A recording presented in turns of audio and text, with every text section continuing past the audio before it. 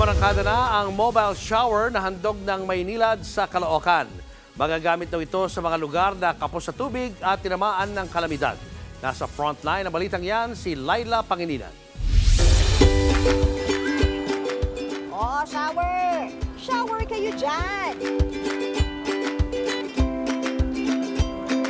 Hindi po kayo nagkakamali ng dinig.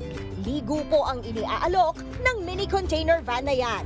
Yan po ang Maynilad Wash Up Mobile Shower. Sakto sa pagdiriwang ng Maynilad ng Health and Wellness Day, umarangkada ang mobile shower sa Caloocan. Kasi di ba yung mga taong na nasa kalye, yun yung mga talagang wala naman silang banyo, wala silang tirahan para makapaligo. So doon nagsimula yung konsepto.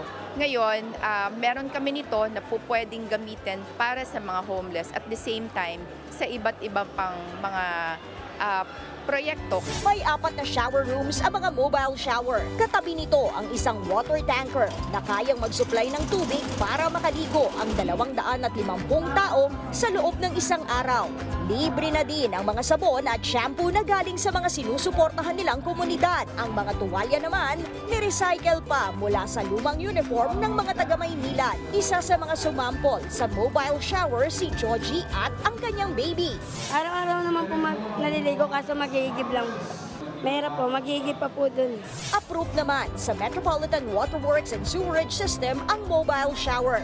Malaking tulong daw ito, lalo na sa mga nasa evacuation center. Importante po ito dahil madami pong mga disaster prone ang Pilipinas, kaya kailangan natin mga facilities like this. And this is very important, especially for women and children. Bago inilunsad ang Maynilad Wash Up Mobile Shower sa Caloocan, sinampulan muna ito sa Cavite at Tondo, Maynila. Iikot ito sa mga lugar na maapektuhan ng sakuna at kinakapos sa tubig. Nagbabalita mula sa frontline, Laila Pangilinan, News 5.